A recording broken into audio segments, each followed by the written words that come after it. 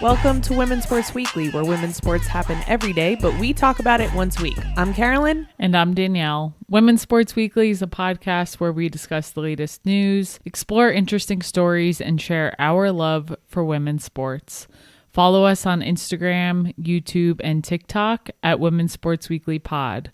Follow us and rate us on Spotify and Apple Podcasts. Send us an email at womensportsweeklypod@gmail.com. And we may feature your email on the pod. Women's Sports Weekly is also having a bracket for March Madness. March Madness is quickly approaching. The NCAA tournament is right around the corner.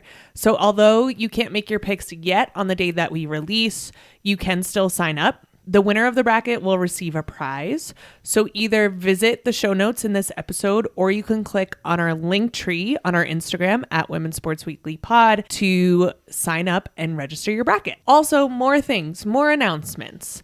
We have stickers that we give away.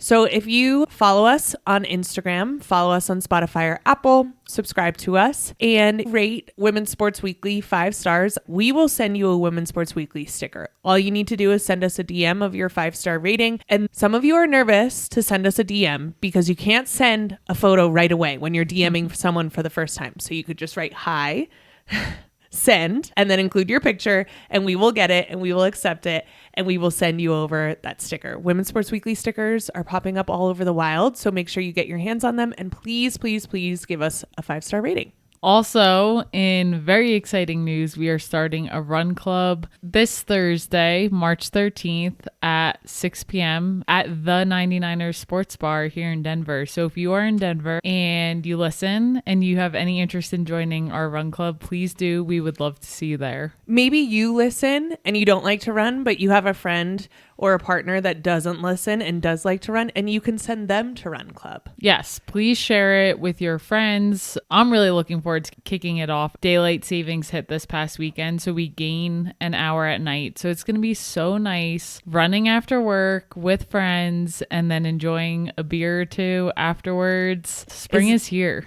Is there a better date night for you than Run Club and a beer?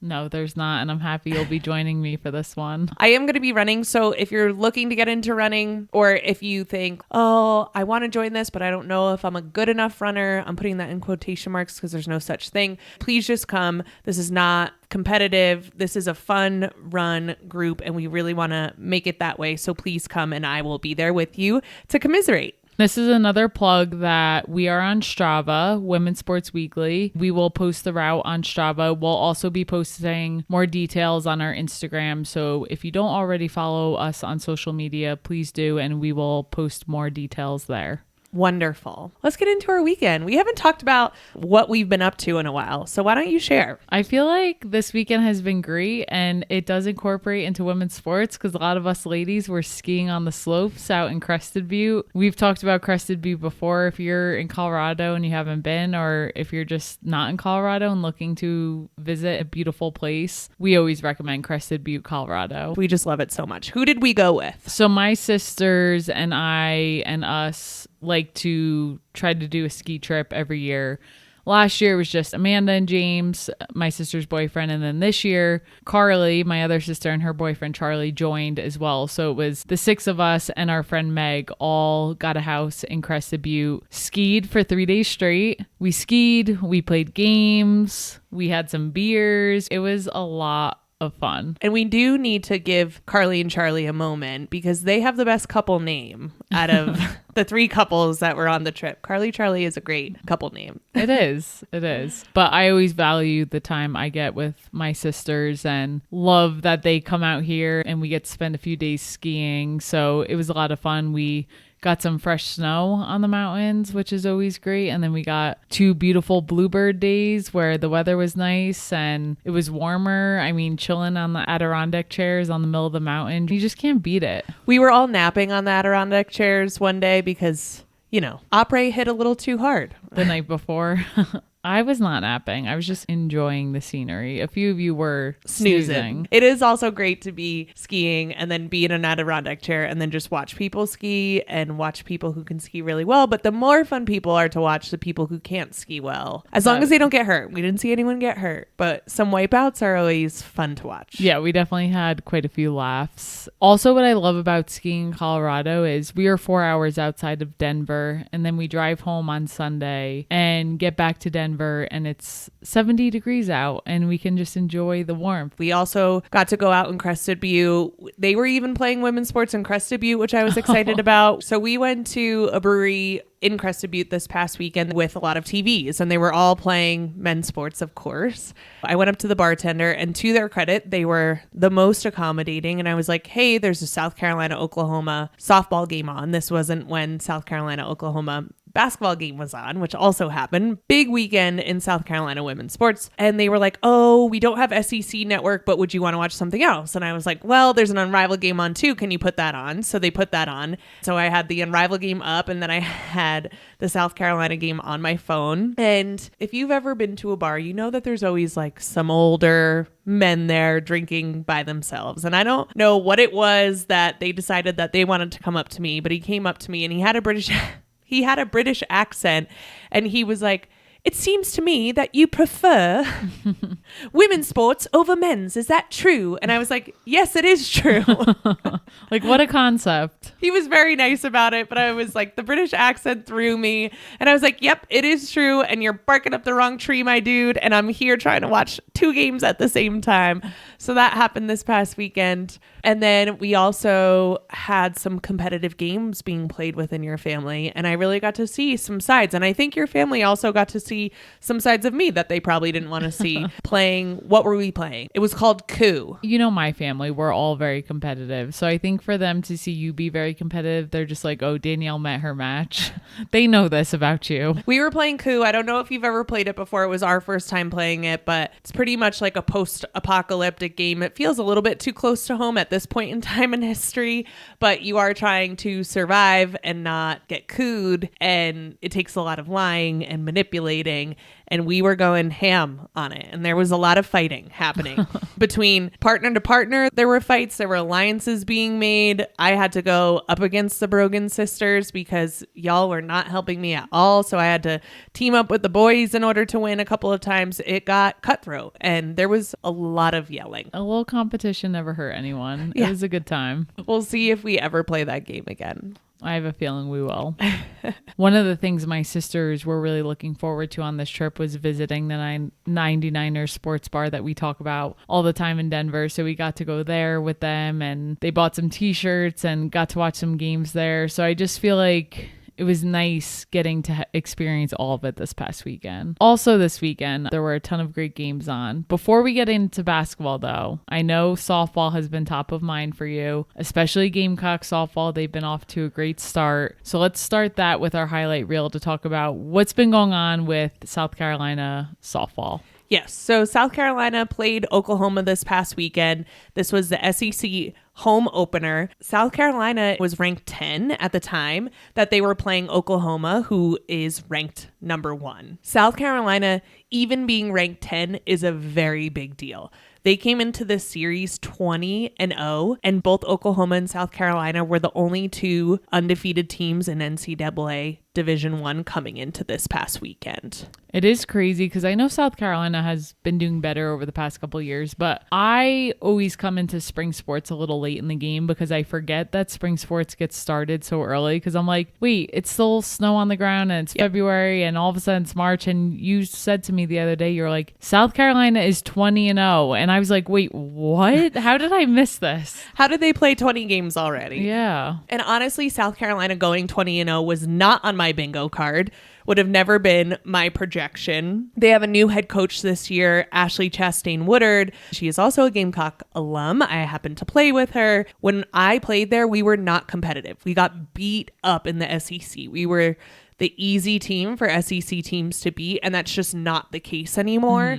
And I love that. They've gotten better and better every year, and now they have a new head coach, and they're off to this incredible start. And they did lose to Oklahoma. They lost their first game 10-9 to play with Oklahoma that close is amazing. And honestly, these games were just home run derbies, just going back and forth. The defenses were playing amazing and the hitters can just rock the ball. South Carolina drops the first game 10-9 and then they lost the second game the same score 10-9. That is some weird shit that they just 2 games in a row, 10-9, that high scoring, watching them 9-9 and then Oklahoma just dropping a bomb in the second game to go up 10-9. That was rough. That one hurts. The outfield was in. It was the bottom of the 7th and they just dropped it past the outfield and scored for that go-ahead win in the second game. And then in the third game, because when you play in conference play, you play 3 games in a weekend no matter what. Even if one team wins the first 2, you always play the third. And South Carolina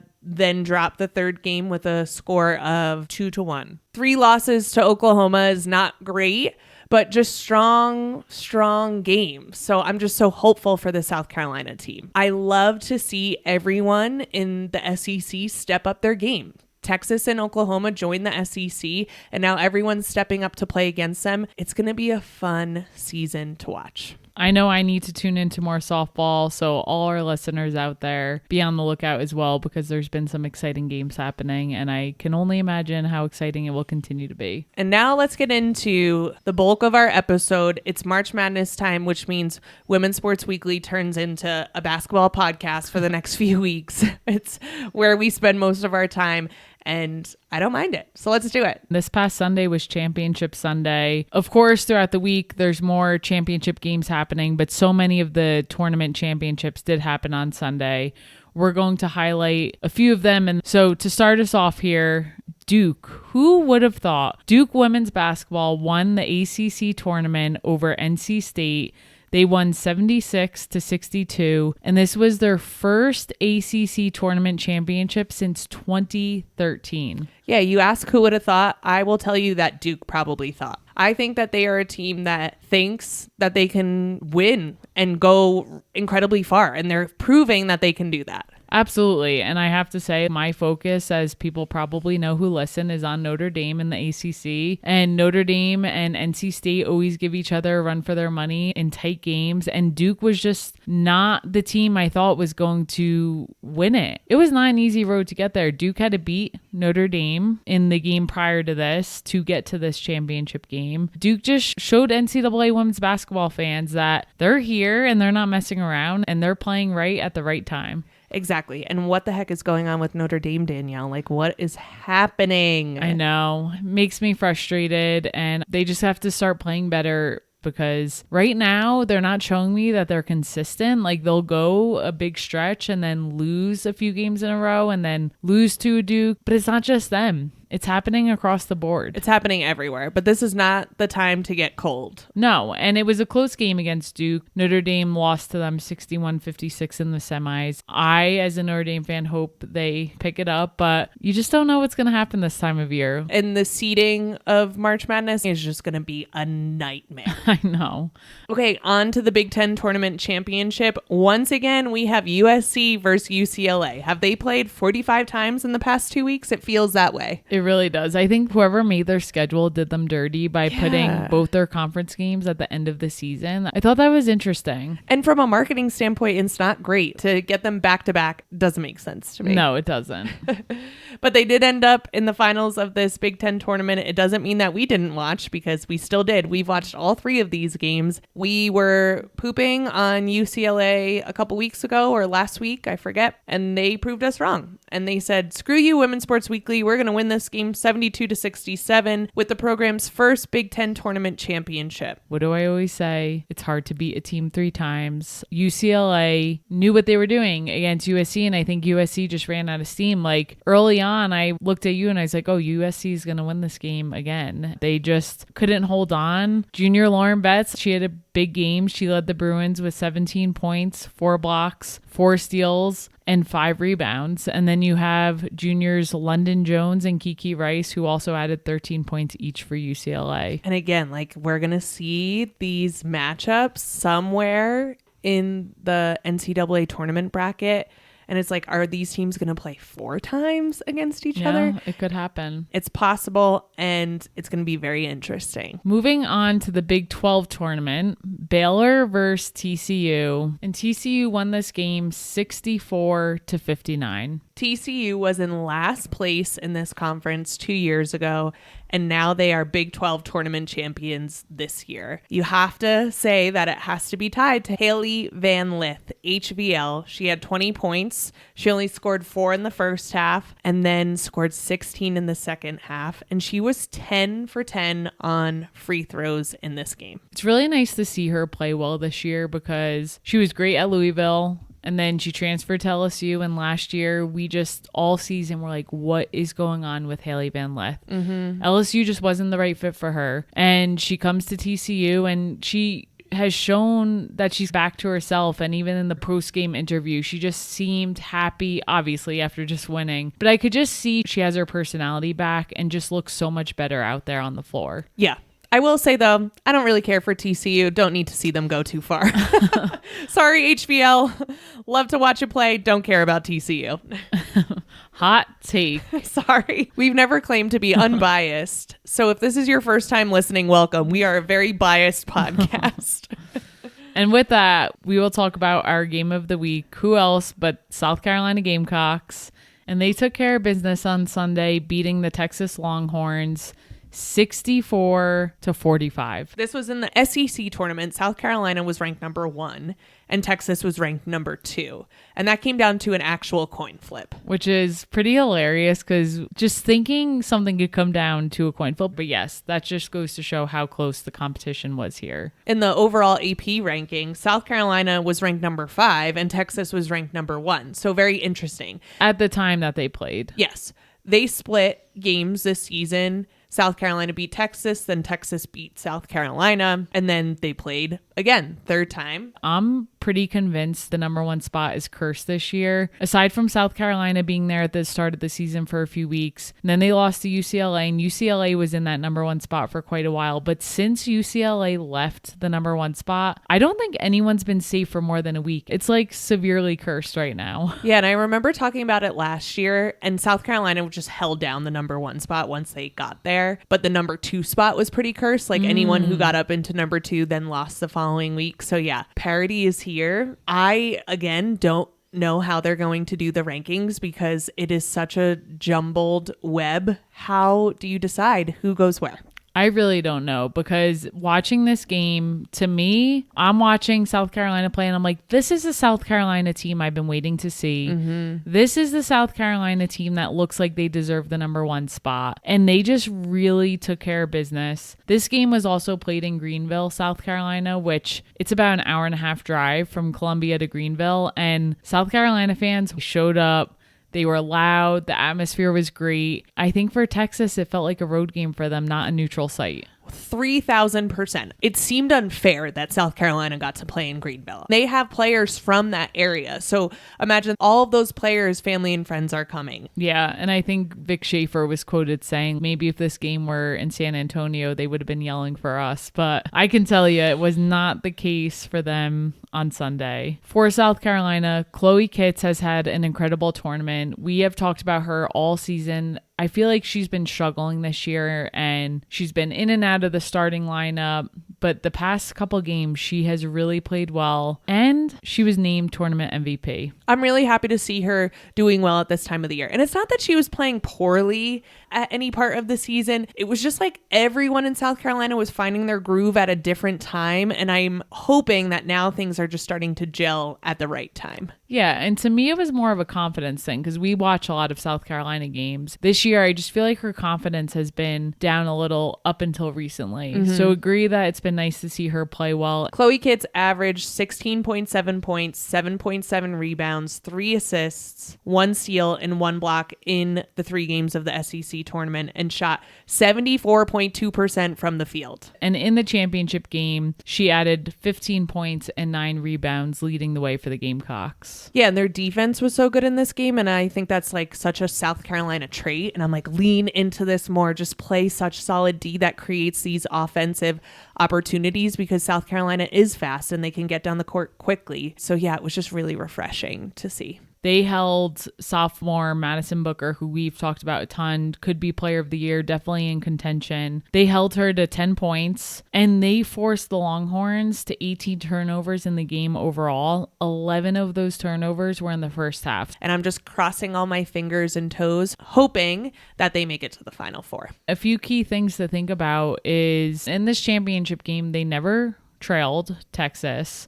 And in the second quarter, they went on a 19-2 run. I'm sure Dawn Staley's feeling a lot better this past Sunday, beating Texas from when they lost back on Super Bowl Sunday. So it's a good time to be a Gamecock. Yeah, Mylasia Fulwiley said after their loss to UConn, I wouldn't want anyone to have to play us after that because it just changed everything in the locker room for them. It changed everything in the way that they think, and they're cruising now. As a Gamecock fan, that's exactly what I want to hear.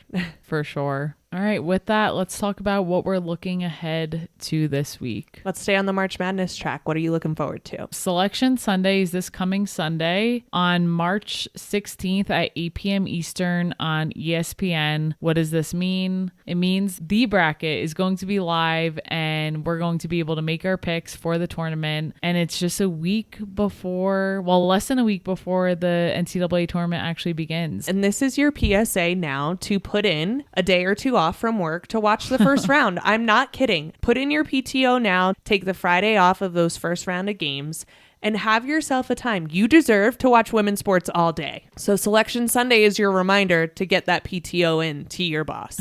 What are you looking forward to this week? We need to talk about Unrivaled Playoffs. It's interesting that they're also creating their own March Madness here. The playoffs begin this week. Sunday, March 16th will be the semifinals beginning at 7:30 p.m. Eastern Time.